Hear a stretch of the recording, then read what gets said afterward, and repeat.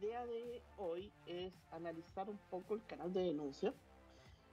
Me he encontrado varias veces con canales de denuncia que cumplen, ¿cierto? Pero no está tan claro cuáles son los estándares o cuáles son los criterios que uno debería utilizar para el canal de denuncia, porque legalmente tiene ciertas condiciones, pero hay ciertos estándares que uno debería estar utilizando para asegurarse de que lo que tenemos estructurado está cumpliendo o me serviría como un elemento de control de los modelos de prevención, de los programas de cumplimiento. Ese es el objetivo que vamos a ver con este webinar. De nuevo es algo súper específico porque generalmente las otras eran muy amplios, esto vamos a ir a algo muy concreto. Existen dos guías o dos estándares que uno podría utilizar para definir qué es un buen canal de denuncia. Está la ISO 37002, que es lo primero que vamos a ver. Obviamente no voy a dar muchos detalles porque como una norma que se vende, tiene derechos, ¿cierto? Simplemente vamos a verlo en términos generales, vamos a hacer precisiones y dando consejos de cómo deberíamos aplicarlo. Y el otro elemento, que este sí ya es de difusión masiva, ¿cierto? Es gratuito, es la guía para los fiscales del Departamento de Justicia de Estados Unidos. Todos los años el Departamento de Justicia de Estados Unidos emite un informe para los fiscales donde establece cuáles son los parámetros mínimos que debería revisar un fiscal en la eventualidad de una investigación. Y con eso determinar si cumple con el estándar o cumple con la necesidad para denominarlo o definirlo como un buen programa de cumplimiento. Dentro de todos los elementos, en la etapa de diseño de los programas de cumplimiento, está el componente de el canal de denuncia. Y más que canal de denuncia es ver todo el proceso desde que una persona puede tener acceso a la compañía para dar a conocer una irregularidad o un hecho, hasta que se concluye y se cierra esa denuncia. Por eso vamos a ver, siguiendo los conceptos de ambas estándares, el proceso de denuncia y el proceso de investigación. Ese es el objetivo de este webinar. Espero ser claro y, como siempre, todas las preguntas me las hacen por WhatsApp y si algo queda pendiente y quieren profundizar, ahí está mi correo, ahí está mi teléfono y coordinamos una pequeña reunión o lo resolvemos por correo, como ustedes prefieran. Vamos a partir por ISO 37002, que es la norma ISO que establece todo el concepto. Yo voy a eliminar aquí en la pantallita porque quiero, como toda ISO, tiene siempre los mismos elementos: el contexto, el liderazgo, la planificación, el apoyo, la operación, la evaluación del desempeño y la mejora continua. Este es como toda ISO, tiene una serie de etapas y es bastante intenso. O sea, si queremos seguir todos los elementos de la norma ISO, podemos hacerlo, pero normalmente lo que hacemos es diseñar un canal de denuncia, comprar un canal de denuncia, implementarlo y confiar de que estamos teniendo todos los elementos, ¿no? Yo me voy a concentrar en lo que a mi juicio es relevante de la norma ISO. Hay varios puntos. Les recomiendo que la compren, que la vean en detalle. Trae hartos consejos que son interesantes. Y el primer punto que llama la atención de la norma ISO 37002 es cuáles son los objetivos esperados o los resultados esperados que se buscan de la norma ISO 37002. Lo primero es que el canal de denuncia debe alentar y facilitar la denuncia de irregularidades. Este es uno de los puntos que más me llama la atención por dos motivos. Normalmente las empresas esconden el canal de denuncia. O sea, hay empresas que no lo hacen, pero si ustedes entran a cualquier página web de una empresa que debería tener un programa de cumplimiento, un canal de denuncia, traten de encontrar el canal de denuncia. Y está escondido. La pregunta es ¿por qué? Dice, no, es que es para los empleados, para el personal interno. Y para el personal interno, pero la práctica busca que cualquier parte interesada pueda denunciar. Entonces, deberíamos tener una forma clara, no que esté destacado como el gran titular de la página web o de algún lugar donde vamos a dejarla, pero sí que sea fácil de encontrar cuando lo necesita, ¿no? muchas veces es una URL que ni siquiera tiene un link en la página web. Entonces, ¿cómo denuncio? Como empleado, como proveedor, como cliente, ¿cómo hago esa denuncia? ¿Cómo me facilita hacer la denuncia? ¿Y cómo me alienta la empresa a hacer una denuncia si es que está escondido? Es el primer elemento que uno, lo primero que dice, esto no está cumpliendo desde el punto de partida, desde el inicio, con lo que se espera de un canal de denuncia.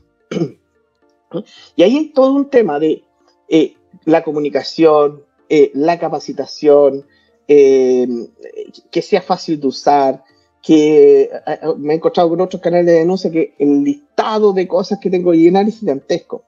Y a veces estoy temeroso de denunciar o tengo dudas, y cuando me empiezan a hacer muchas preguntas, como que ya, ok, me aburro y no termino.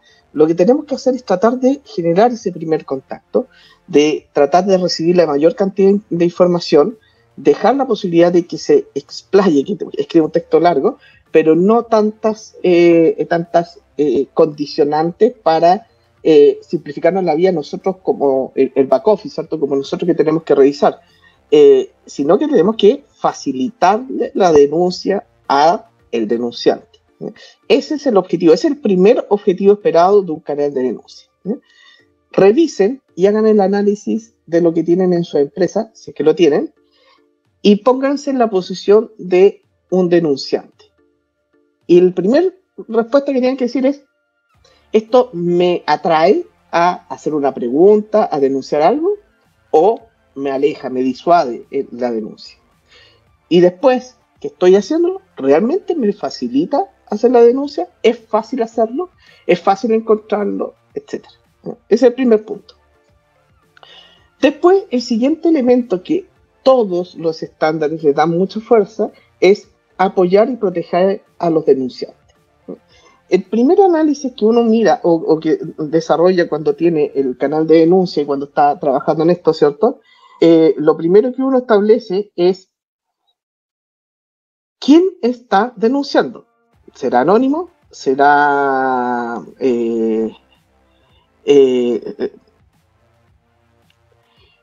será un anónimo? ¿Será con nombre y apellido? ¿Tendrá un correo?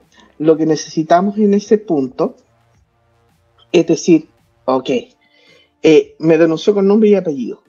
Esta persona se está arriesgando a dar una denuncia, que puede ser cierta, lo que sea, pero primero tenemos que plantear en eso. ¿Cómo voy a apoyar y cómo voy a proteger a este denunciante? Ese es el siguiente objetivo esperado. Debemos tener una política, un procedimiento, un proceso, y las personas que reciben las denuncias deben estar capacitadas para, en segundo lugar, después de haber hecho lo anterior, proteger a los denunciantes. Eso es clave, porque si incluso en Chile no es tan grave, quizás porque no hay, se está recién desarrollando este concepto, pero en otros países la sanción es altísima si es que se persigue a los denunciantes. Tercero, asegurar el correcto tratamiento de la denuncia. ¿Cómo nos aseguramos de que la denuncia realmente la vamos a tratar como corresponde? ¿Cuál es el proceso que nos va a permitir estar 100% seguro de que todas las denuncias las vamos a analizar, todas las vamos a tratar de forma correcta? O sea, vamos a tomar las denuncias que aplican correctamente al proceso, tenemos que pasar la investigación, y aquellas que no pasan, ¿qué es lo que vamos a hacer con ellas? ¿Estamos seguros? ¿Tenemos un concepto para cuándo procesar una denuncia, cuándo rechazarla? Debemos tener un estándar para eso. La ISO también entrega algunos lineamientos que podrían ser utilizados cuando tengo que desarrollar todo ese proceso de investigación. Cuarto objetivo del canal de denuncia: la mejora de la cultura organizacional y la gobernanza. Esta es la forma en que tenemos de acercar a las personas a el concepto de la ética, de la cultura de control, de la disciplina organizacional. Tenemos que involucrar a las personas, y esta es una buena herramienta para hacerlo. Generalmente esto se ve lejos, está muy lejos de las personas. Cuando se abre un canal, y ese canal permite hacer dos cosas: denunciar o hacer preguntas es una muy buena oportunidad para que la gente se comience a acercar y comprender el concepto de gobernanza de la compañía.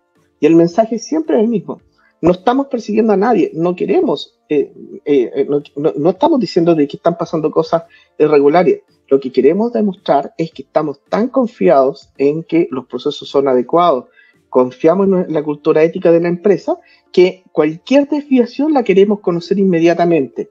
Cualquier pregunta la queremos responder de forma oportuna. Y eso es lo que buscamos, acercando a las personas hacia los canales de denuncia, canales de pregunta ética dentro de la organización. Y el último punto es reducir los riesgos de irregularidades. Como vimos el webinar de la semana pasada, que eran los tipos de control, ¿cierto? Teníamos un tipo de control que un control lo definíamos como todo aquello que mitiga riesgo. El canal de denuncia es un control transversal para todos los tipos de riesgos relacionados con conducta ética, con fraude, con irregularidades. Por lo tanto, es un mitigador de riesgo, es un control que apunta principalmente al impacto. Por lo tanto, es un control eminentemente detectivo correctivo, ¿cierto? Detectivo que incluye la corrección.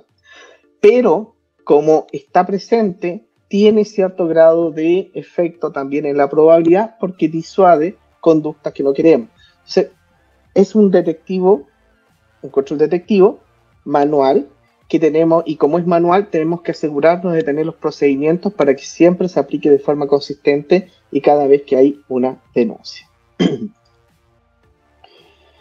¿Cuáles son los 3 principios que no podemos dejar pasar al tener un canal de denuncia? Confianza. El canal de denuncia debe dar confianza. La primera vez que se filtre algo, la primera vez que no funcione y nunca la persona tenga una respuesta ni no vea que no pasa nada, esto se va a propagar y el canal de denuncia va a morir. Tenemos una sola bala, ¿cierto?, para usarla. Cuando implementen el canal de denuncia, tiene que ser bien hecho, con fuerza y con toda la preparación previa para asegurarnos que cuando empiezan a llegar las primeras denuncias, esas denuncias están siendo procesadas como corresponde. Tenemos que entregar confianza para poder alentar a las personas a utilizar el canal de denuncia. Si no lo hacemos, va a ser algo que está de adorno y no va a funcionar nada. Vamos a ver qué es lo que busca un fiscal más adelante cuando vamos a la guía de fiscales. ¿Qué es lo que pregunta sobre el canal de denuncia? Una de esas preguntas es: ¿la gente denuncia? ¿La gente pregunta? ¿Utiliza el canal? Si no lo utiliza, puede ser de que sea difícil, que esté escondido o simplemente no genera confianza. Por lo tanto, estamos afectando principios y objetivos base de lo que es un canal de denuncia. Segundo principio intransable: imparcialidad. Las personas que reciben y tratan las denuncias deben ser absolutamente imparciales. Tenemos que evitar a toda costa de que un potencial denunciado reciba una denuncia. Muchas veces no se puede eliminar ese riesgo de que se denuncie a alguien que recibe la denuncia. Pueden estar denunciando al oficial de cumplimiento, pueden estar denunciando al auditor. Por eso siempre debemos tener la posibilidad de que las denuncias las reciba más de una persona. Es una mala práctica que la reciba una sola persona, es una mala práctica que la reciba alguien que está expuesto a riesgos. ¿Quién debería administrar el canal? Pregunta Elías. A ver, el oficial de cumplimiento debería ser quien lo administra. El oficial de cumplimiento o el encargado de prevención de fraude o el encargado de prevención de delito, bien hecho. Okay, no me estoy refiriendo a un oficial de cumplimiento que depende, por ejemplo, del abogado de la compañía. No, eso no sirve. Es un oficial de cumplimiento que realmente depende de la máxima autoridad de la compañía. ¿Por qué no sirve que esté en el área legal? Porque el área legal está expuesto a riesgos de delito. Está expuesto a cohechos, está expuesto a sobornos entre particulares, está expuesto a conflicto de interés, contrata servicios, contrata proveedores, entonces está muy expuesto. Si el oficial de cumplimiento realmente cumple con el estándar de independencia y autonomía, él lo puede administrar. Eso no quiere decir que él recibe todas las denuncias, puede estar en copia de todas, pero podemos distribuir por tipo, ¿cierto?, a quién llega la denuncia. En el sistema, al menos que manejamos nosotros, que es el sistema Kignos, que ya le he hablado en otros webinars, el módulo de compliance trae su propio canal de denuncia, y en ese caso se definen los tipos de denuncia y quién es el que lo recibe, y puedo definir una lista de distribución mayor a solamente una persona.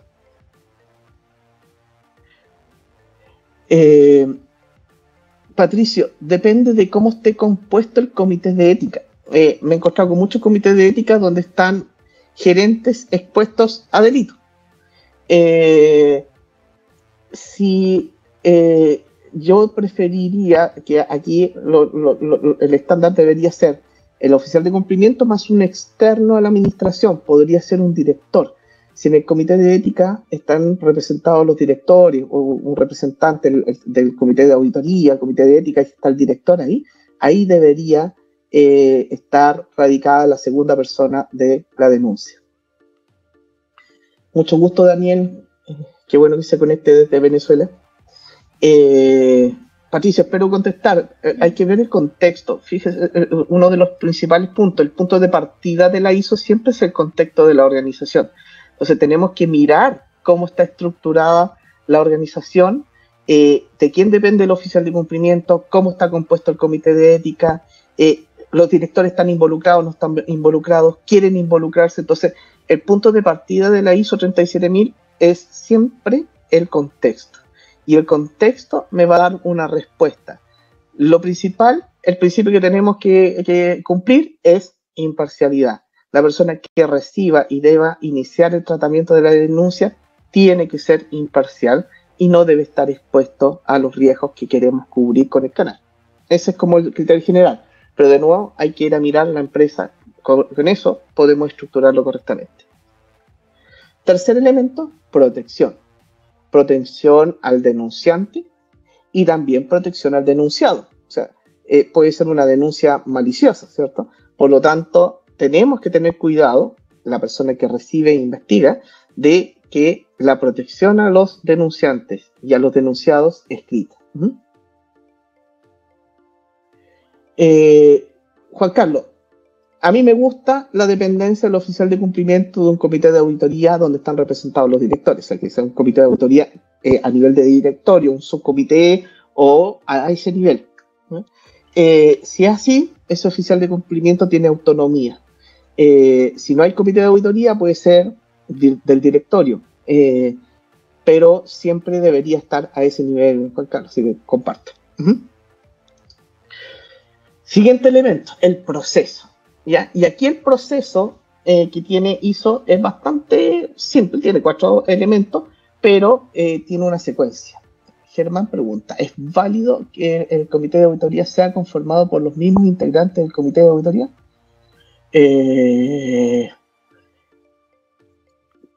Sí, podría ser. Es extraño que tengan doble comité, todos los mismos, pero si son directores no tiene problema.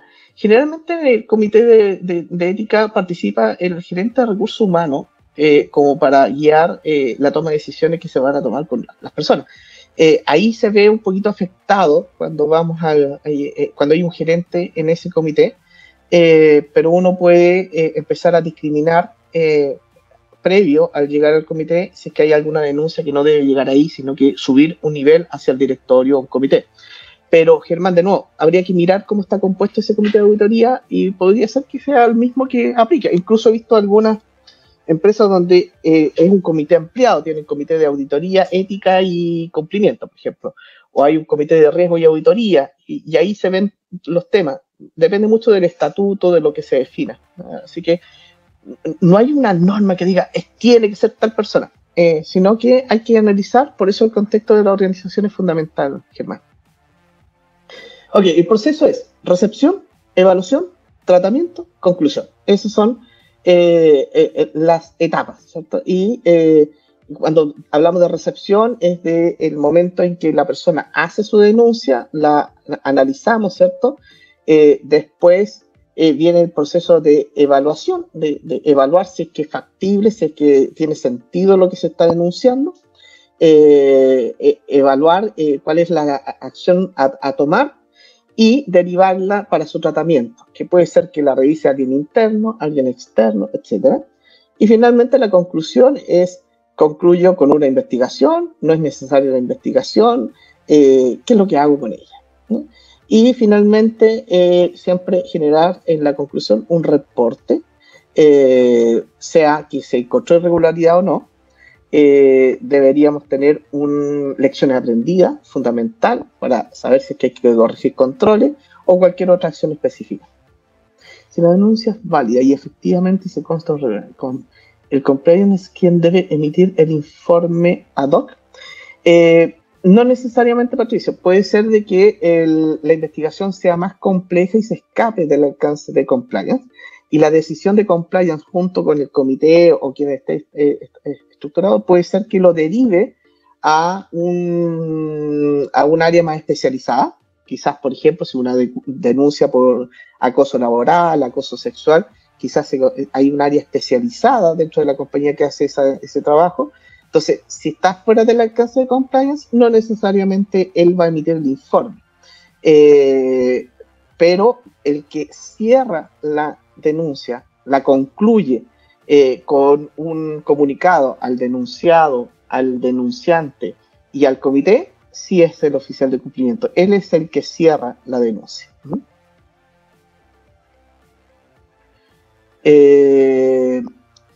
José Antonio, entiendo que me pregunta si es que en el informe se puede identificar responsabilidades.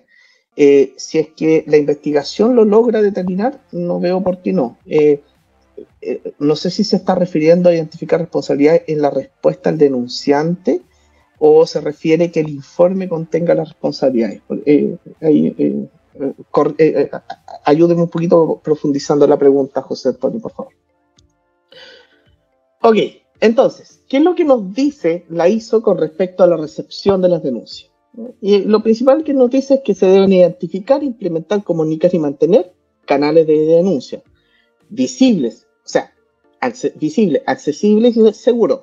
Este es nuestro punto de partida.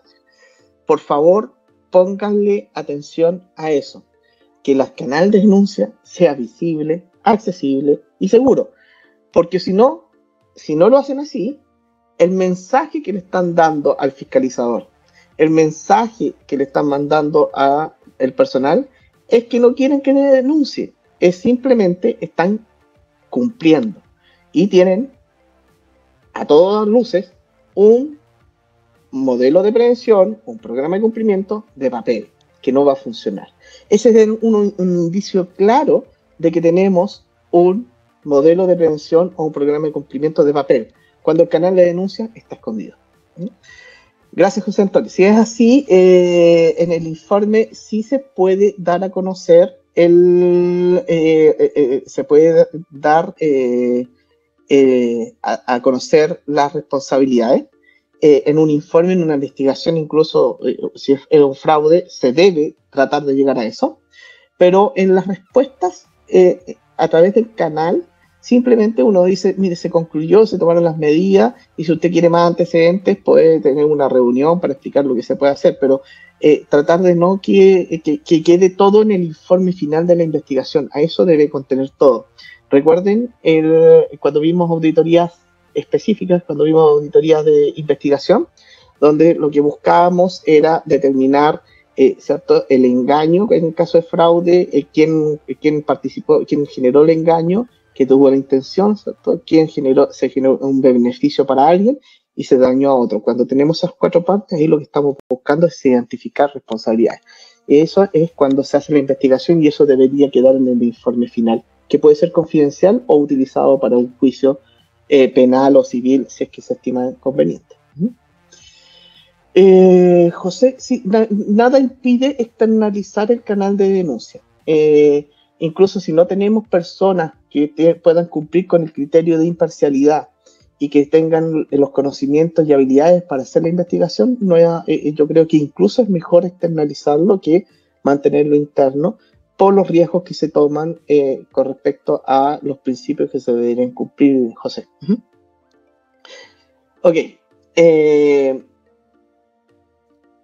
En la medida de lo posible, al menos un canal debería estar fuera de la jerarquía de la dirección. Ojo que aquí cuando habla de la dirección es la alta gerencia, ¿no? Entonces, fíjese lo que yo les comentaba antes. El canal de denuncia, cuando habla al menos de un canal, o sea, alguna de las que reciben las denuncias debería estar fuera de la gerencia, de la administración, de la alta administración. Y aquí es donde entra el comité de auditoría, los directores, o algunos de los directores, ¿no? Los canales de denuncia pueden ser canales de denuncia internos, alternativos, o canales de denuncia operados por un proveedor de servicios. Ahí se responde directamente a la pregunta de José Villarreal. Eusebio me dice, nos ha pasado que el canal de denuncia lo han usado externos, clientes para contacto y para cosas menores. Eso puede ser finalmente de que no se ha comunicado correctamente o no es tan claro el objetivo del canal de denuncia.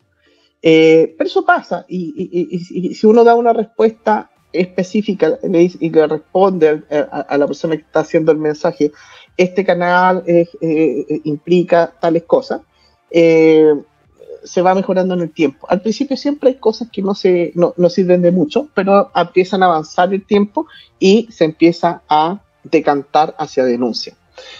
Una buena práctica, que no está en el estándar, pero es una buena práctica, es que tengan un listado de los tipos de denuncia que quieren recibir. Soborno, cohecho, y pueden poner el texto de qué se trata, abuso laboral, y que al final pongan una opción de otros y que la persona esté obligada a poner el título. Al hacerlo de esa forma, ustedes pueden también derivarlo a quien corresponde de forma más fácil y limitan el problema que ustedes están planteando, que está planteando Eusebio, de que denuncien cosas que no son denuncias.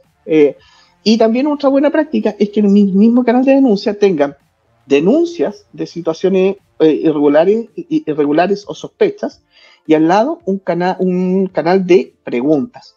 Preguntas sobre conceptos éticos o otro tipo de cosas, para que las personas puedan simplemente hacer una pregunta y ahí empezamos a filtrar con un poco más de detalle. Puede ser una buena práctica incluir eso. En la evaluación de la denuncia, que es la siguiente fase, ¿cierto? Se divide en dos partes. Evaluar la evaluación de la irregularidad denunciada, o sea, propiamente tal, analizar si corresponde evaluarla o no, o evaluar, y el segundo punto, evaluar los riesgos de la conducta perjudicial. En la ISO 37002 habla de conducta perjudicial, que es un concepto que lo utiliza para el posible riesgo para el denunciante, de que se puede hacer se pueda perseguir a esa persona, se le pueda causar algún daño, se le pueda despedir, se le pueda aplicar alguna sanción, amenazas, etc.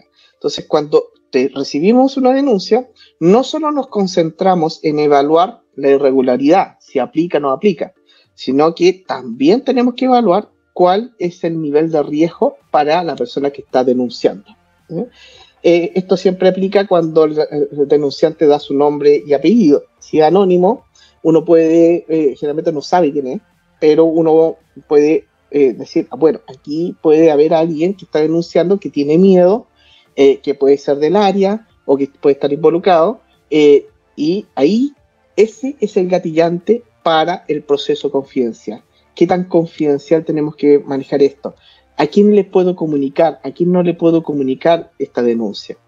Esa evaluación de la conducta perjudicial es la clave para establecer qué vamos a hacer con la denuncia de aquí en adelante.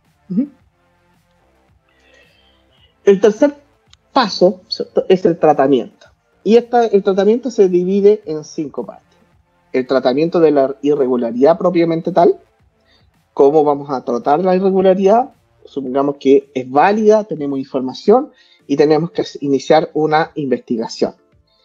quién hace la investigación, cómo la hace, tiene los conocimientos, no tiene los conocimientos, la tengo que externalizar porque puede estar involucrada muchas personas de la compañía, etcétera, etcétera. Ahí está el tratamiento propio de la regularidad. Segundo punto, protección y apoyo al denunciante. Esta persona se atrevió a denunciar, llegó a nosotros. ¿Cómo la protegemos? ¿Cómo le damos apoyo? ¿La tenemos que sacar del área? ¿La tenemos que aislar? O simplemente tenemos que dejar que todo siga su curso. Tenemos la evaluación anterior, la evaluación de riesgo de la conducta perjudicial, es lo que nos va a decir qué tenemos que hacer para proteger y darle apoyo a ese denunciante. Tercero, tratamiento de la conducta perjudicial. Ok, la persona está recibiendo amenazas, la persona está a punto de ser despedida. ¿Qué debo hacer? ¿Debo hablar? ¿Con quién debo hablar? ¿Cómo lo protejo? ¿Lo saco de la empresa? ¿No lo saco? Toda esa definición es consecuencia de la definición de la evaluación anterior, más la protección y apoyo, es qué vamos a hacer y hacerlo. Cuarto punto, proteger al denunciado. Puede ser que el denunciado sea real, sea verdadera la denuncia. No por eso lo tenemos que descuidar. No por eso tenemos que dejarlo fuera de cualquier nivel de protección. La confidencialidad, el proteger su integridad, su imagen, ¿cierto? Tenemos que tener cuidado hasta que no esté terminada la investigación completamente. Y el último punto, tenemos que ver quién más se puede estar viendo afectado por esta denuncia o por la conclusión de la investigación. Hay proveedores, hay clientes, la competencia, familiares de las personas que trabajan. ¿Cuál es el alcance total de la denuncia? Todos estos elementos deben estar considerados en la política, en el procedimiento y en la mente de cada una de las personas que trabaja y que se dedica a investigar las denuncias. Es muy importante que estos 5 elementos queden reflejados en los documentos que sustentan el canal de denuncia y las investigaciones. Finalmente, el último paso, de acuerdo a la ISO 37002, ¿cierto?, es la conclusión. Y la conclusión puede terminar, ya sea con 4, hay una pregunta, ¿se puede ofrecer algún incentivo monetario por denuncias efectivas? Tal vez un porcentaje. Bueno, hay una ley en Chile que ya lo permite para la Unidad de Análisis Financiero y para la CMF. Un denunciante que no está involucrado ni es el perpetrador ni la víctima de una conducta irregular definida en la ley para la CMF y la Unidad de Análisis Financiera, puede recibir un incentivo. Es una práctica habitual en Estados Unidos, en Europa. En Chile no se maneja mucho. Yo siempre prefiero preguntarle al abogado de la empresa qué es lo que cualquier contingencia legal que se pueda generar. Cuando estaba en Suiza, en Holcim, nosotros recibíamos denuncias y teníamos incentivo para denuncias que llevaban a éxito. Pero teníamos que tener mucho cuidado con las denunciantes recurrentes, pues nos llevaban de trabajo inútil muchas veces. Entonces, cuando esto se promueve mucho, puede generar muchas denuncias falsas y finalmente podemos perder un buen colaborador porque se tentó por el incentivo.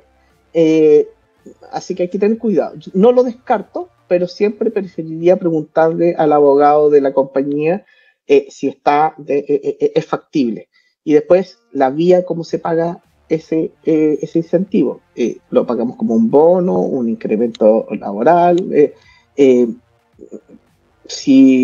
Tenemos que tener otras consideraciones. ¿Qué pasa si se filtra o se sabe que recibió un pago por haber denunciado a otro compañero de trabajo? Hay que verlo con los sindicatos. No, tiene alta implicancia, José. Entonces, no es algo fácil de responder. De nuevo, el contexto de la organización me va a decir qué tan factible es hacerlo internamente.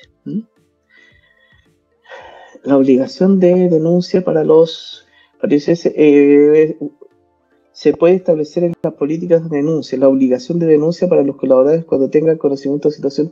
Sí, y yo prefiero dejarlo establecido como una obligación, porque la persona que no denuncia se convierte en un... podría ser como un conspirador, puede ser alguien que ayudó a que ocurriera la irregularidad. Por lo tanto, el establecerlo como una obligación me parece razonable y debe estar en la política. La ISO también da una descripción de cómo debería ser la política, está bien descrita en la ISO 37002, todo el contenido mínimo de la política, y dentro de eso está el punto que plantea Patricia. Nelly pregunta, en el caso que durante la evaluación de la denuncia se determina que debe proceder una investigación de posible fraude, su tratamiento incluye tomar acciones para la preservación de evidencia que usted. Ya, muy importante lo que plantea Nelly. ¿Cuánto nos demoramos en iniciar la investigación? Me pasa muchas veces, y esto como yo me dedico a ser consultor también, aparte del sistema, me dedico a ser consultor y perito en muchos casos. Una empresa, ¿qué es lo que hace cuando encuentra una irregularidad o le llega una denuncia? La analiza, la investiga, toma la decisión de proceder a la investigación. Ahí ya han pasado 2 o 3 días. Sale a buscar un proveedor, porque supongamos que no tiene un proveedor interno. Pide cotización a 1 o 2 empresas, pide contacto, ya pasó una semana más, el proveedor le pide una reunión para entender de qué se trata y poder dimensionar. Si una empresa internacional tiene que ver si es que no tiene conflicto de interés y una serie de cosas, y ya han pasado 3 semanas y recién le llega la propuesta para que tomen una decisión. Y de ahí, para tomar la decisión, pasa otra semana más y ya tienen un mes desde que se denunció o ocurrió el fraude. Toda la evidencia puede estar dañada de esa investigación si es un fraude que queremos después judicializar. Aquí la acción que hay que tomar cuando uno toma conocimiento de algo que tiene evidencia o potencialmente puede ser un perjuicio para la compañía o vamos a procesar penalmente, tenemos que tener asesoría inmediata para resguardar la evidencia base, ¿cierto?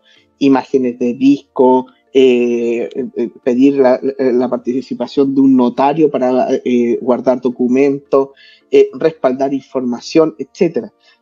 Tenemos que tener la posibilidad, al menos internamente, con el área legal, con el área de investigación, con un asesor externo, con lo que quieran, pero poder definir cuál es la evidencia crítica, resguardarla hasta que no se inicie la investigación, porque si no se pierde el rastro y es muy difícil llegar a buen término.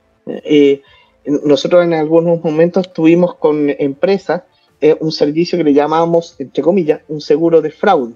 Se pagaba un fee mensual y uno se comprometía a llegar en máximo 24 horas cuando nos dan el aviso para ir a resguardar información. Y ahí llegaba un ex-PDI, un informático, y hacían el trabajo de protección de la información.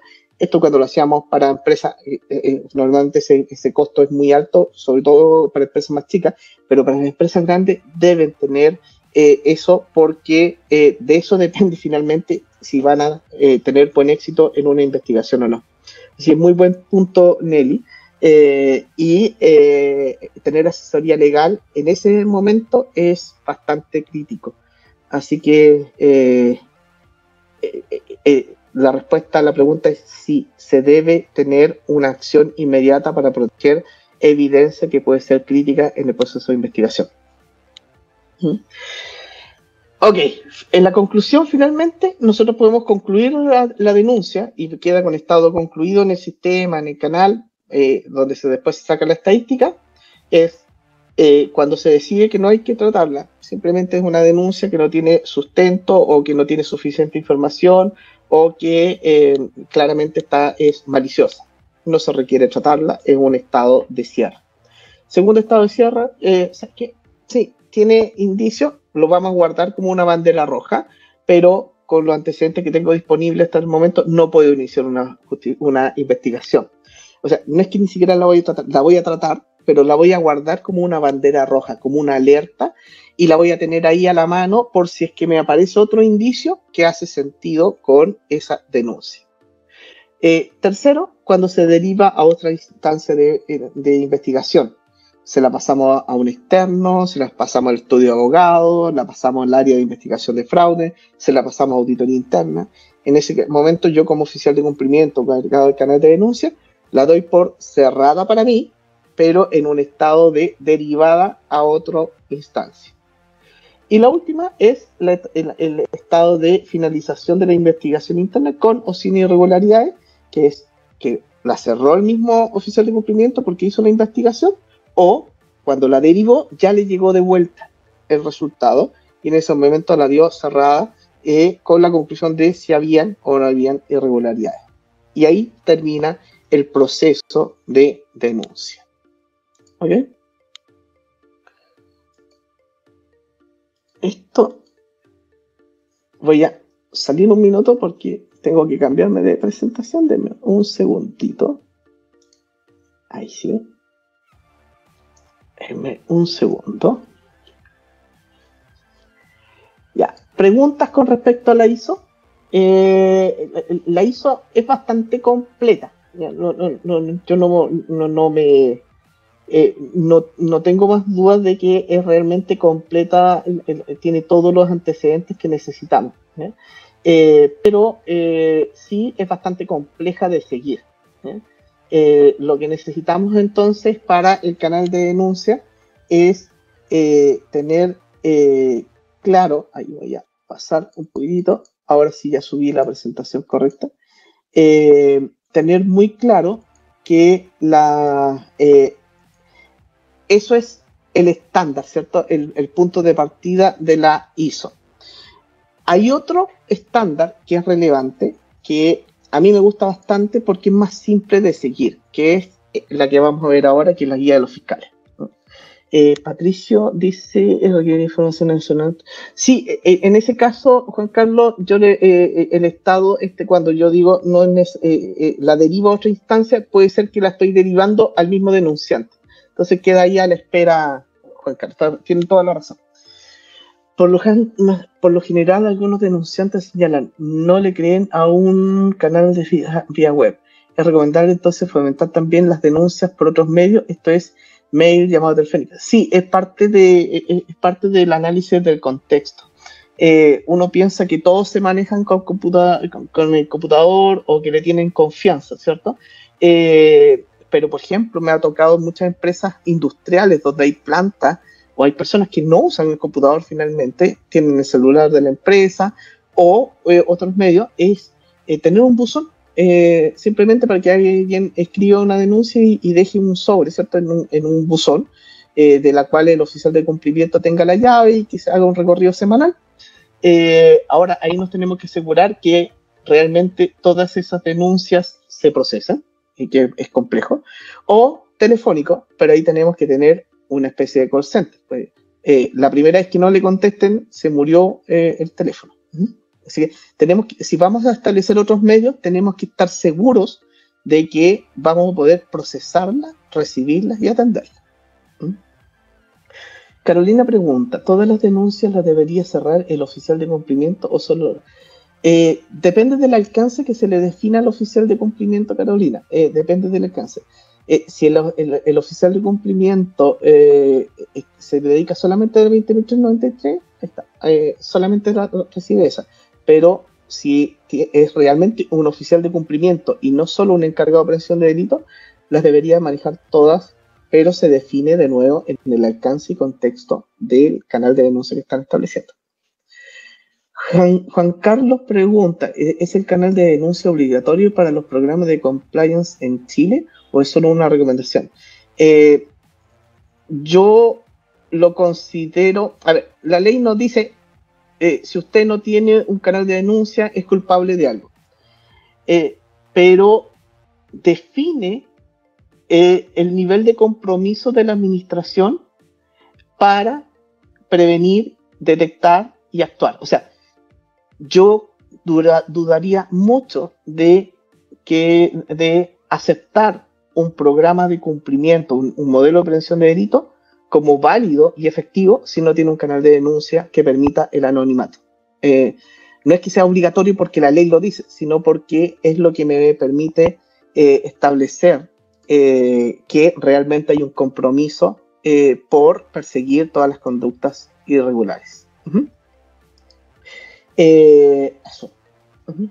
Pregunta si voy a enviar el material, como siempre, y de nuevo les repito, si no le están llegando los correos, avísenme porque podemos tener que se caigan en spam, entonces avísenme si no les llegan los correos con el material después.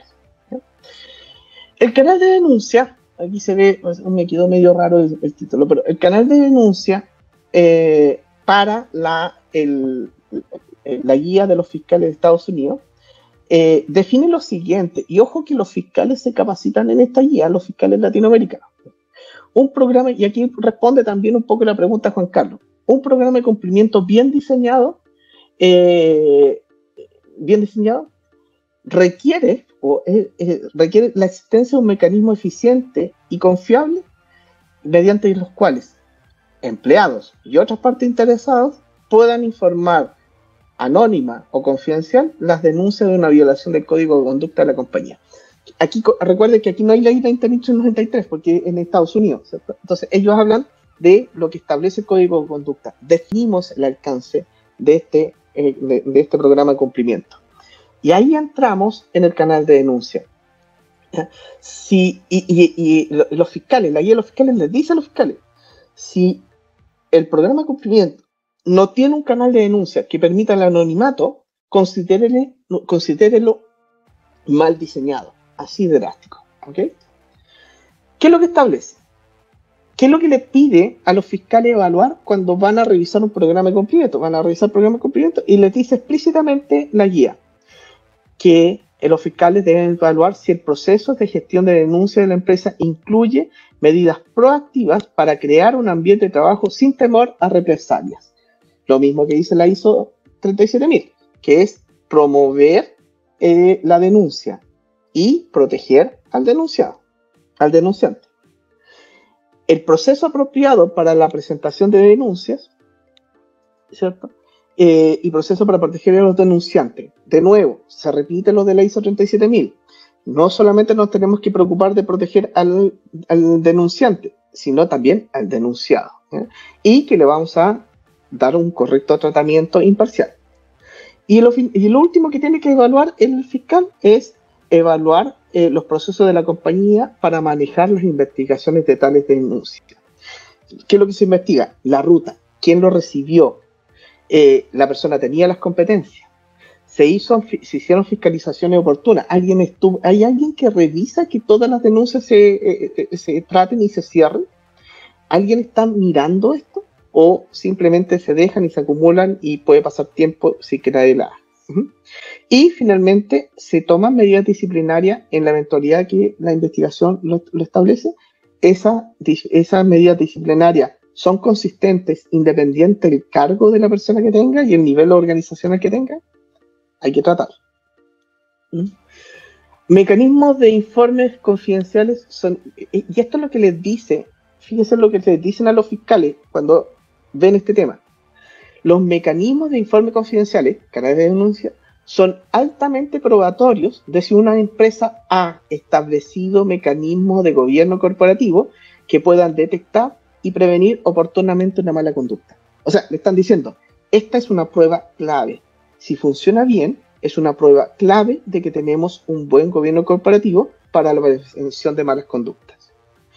Y recalcan, un programa de cumplimiento que funcione de manera efectiva tendrá y ha publicado un sistema que puede incluir mecanismos que permitan el anonimato o la confidencialidad, por el cual los empleados y agentes puedan denunciar sin temor a represalias. O sea, más claro no puede ser la guía que tienen los fiscales para revisar los programas de cumplimiento. Abajo está la referencia al manual de justicia, etc.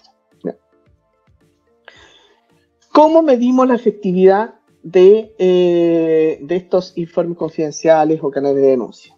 La pregunta ¿cuáles son las 5 preguntas que le van a preguntar sobre la efectividad cuando si es que tienen la mala suerte de entrar en un proceso de investigación.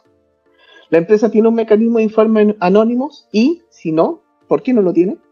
Puede ser que no lo tengan, pero hay una justificación. Y si esa justificación es buena, podría pasar. No sé por qué caso, no se me ocurre en qué caso podemos justificarlo, pero abre la puerta. Segundo, ¿cómo se publicita el mecanismo de informe a los empleados de la empresa y otros terceros? Pregunta clave, ¿ha sido usado? Me acordé de un caso en cual no se puede anonimato, cuando la ley lo prohíbe. Hay países donde la normativa prohíbe el anonimato, entonces ahí no podemos establecerlo. Patricio me pregunta, ¿qué hacer cuando se recibe una denuncia recibida a través de un correo electrónico que viene copiado a otras autoridades internas o externas? Depende de lo que esté denunciando, ¿cierto? Generalmente me pasa que me llegan correos electrónicos de un proveedor, un cliente, un tercero, una persona que fue despedida y copia a todo el mundo. Ahí lo que yo trato de hacer es tratar de contactarme personalmente con la persona y pedirle a todos los que están involucrados en el correo, todos los que están en copia, decirles, señores, la política establece, este es el proceso de denuncia. Ustedes tienen prohibido contactar al denunciante, tienen prohibido iniciar cualquier investigación individual. Aquí la persona responsable por política es el oficial de cumplimiento, el auditor, quien sea. Es muy importante. Mi jefe en Suiza tenía otro concepto. El jefe en Suiza me decía, hay que alejar a las gallinas. ¿Cuáles son las gallinas? Las que cacarean cuando ponen un huevo, ¿cierto? Entonces, decía que habían gerentes siempre en la compañía de que escuchaban algo parecido a un fraude, una denuncia, y empezaban a cacarear y dejaban un desastre. Entonces, siempre tenemos que tener claro que la política tiene que ser clara de quién es el responsable del tratamiento de la denuncia. Todos los demás se tienen que limitar a actuar. Eso es lo que al menos yo hacía, Patricio, cuando me pasaba algo así, o si no, que era un desastre interno. La empresa toma medidas para evaluar si los empleados conocen la línea directa y si se sienten cómodos para usarla. ¿Hay encuestas de satisfacción de los usuarios con la canal de denuncia? Sería una buena práctica para saber si es que la conocen, la usan y si es fácil de usarla. ¿Cómo ha evaluado la empresa la gravedad de las acusaciones recibidas? Calificarlas, ¿cierto? Si son altas, medias, bajas, críticas, lo que sea. Tener una clasificación. La función de cumplimiento ha tenido acceso completo a los informes y a la información de la investigación. Punto clave, muchas veces la oficial de cumplimiento se deriva a otro en la investigación y nadie le dice nada cómo va la investigación. El oficial de cumplimiento es el último responsable, independiente que investigue en otro. Tiene que estar informado y se le tiene que comunicar. Preguntas de los fiscales. Una investigación es debidamente evaluada por el personal calificado. Pregunta, ¿quién es el que me investiga? ¿Está calificado para esto? Y las preguntas son, ¿cómo la empresa determina qué reclamos o banderas rojas merecen la investigación? Tiene que haber un criterio establecido. ¿Cómo se asegura la empresa que las investigaciones están debidamente definidas o quedaron guardadas si se trataron? ¿Qué pasos toma la compañía para garantizar que las investigaciones sean independientes, objetivas, en resumen, imparciales? ¿Debe estar encargado de investigar? Sí, Juan Carlos, tiene que estar súper claro quién investiga. Si no tenemos eso, estamos mal. Punto de partida. Última pregunta, ¿cómo determina la empresa quién debe realizar una investigación y quién toma esa determinación? Esto debe estar claro, explícito y debe ser consistentemente aplicado. Un gerente no puede iniciar una investigación porque se le ocurrió, porque lo encontró. Puede investigar un poquito, pero en el momento que toma conocimiento que es una irregularidad, la debe derivar inmediatamente a la persona que corresponde. ¿Cómo verifican que la respuesta es correcta? La empresa aplica métricas en tiempo real para garantizar la capacidad de respuesta. ¿Cuánto nos demoramos en cada investigación? ¿Cuánto nos demoramos en responder? Segundo, ¿tiene la empresa un proceso para monitorear el resultado de la investigación y garantizar la responsabilidad por la respuesta? Hallazgo o recomendación. Importantísimo. Eso de la clasificación apropiada de la investigación. ¿Cuál es el criterio? Andrés, yo clasifico las denuncias por la calidad de la denuncia. La denuncia es clara, la denuncia tiene sustento. Hay un criterio para evaluarlas, que es medio estándar, pero hay un criterio. Voy a buscarlo y se lo hago llegar a Andrés. Mándame un correo, de nuevo mi correo o un WhatsApp, ¿cierto? Voy a escribirlo, @bracgroup.com. Mándame un correo para acordarme y cuando me acuerdo yo se lo envío a todos, ¿ya? El criterio para determinar la calidad de la denuncia. ¿Cómo verificamos si tenemos los recursos adecuados? Los mecanismos de presentación de informes de investigación están suficientemente financiados. ¿Tenemos presupuesto para contratar especialistas? ¿Está garantizado la continuidad del canal de denuncia? Son preguntas que deberemos tener y tener un ítem, un presupuestario para esto. ¿Cómo ha recopilado, rastreado, analizado y utilizado la empresa información de sus mecanismos de informe?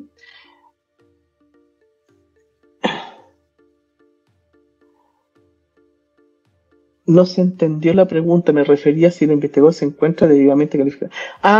Perdón Andrés, experiencia, profesión, ha tomado cursos de capacitación, es un examinador de fraude certificado, puede ser que sea CFE por la Asociación de Examinadores de Fraude, o sea, debe tener experiencia, haber investigado, debe tener experiencia y conocimiento suficiente, tener un perfil que le permita hacerlo, es un auditor con experiencia, es un ex policía, o tiene otra profesión y ha tenido experiencia en eso.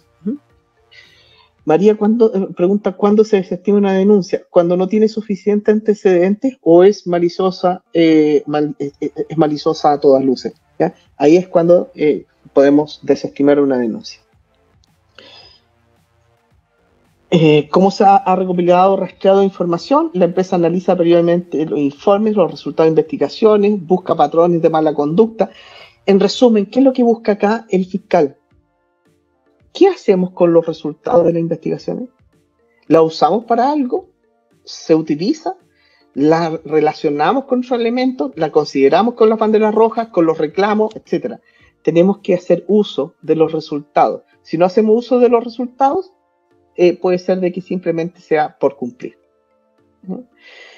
Y después viene todo el proceso de investigación, que ya lo vimos en el webinar de los tipos de auditoría, que lo vimos al principio. Si alguien no estuvo presente y le interesa saberlo, me avisa. Dos preguntas adicionales. ¿La denuncia por acoso laboral o acoso sexual requiere de cierta especialización para su tratamiento? Y en ese caso, ¿es correcto que se pueda abordar, por ejemplo, la agencia de personas y sus asesores legales?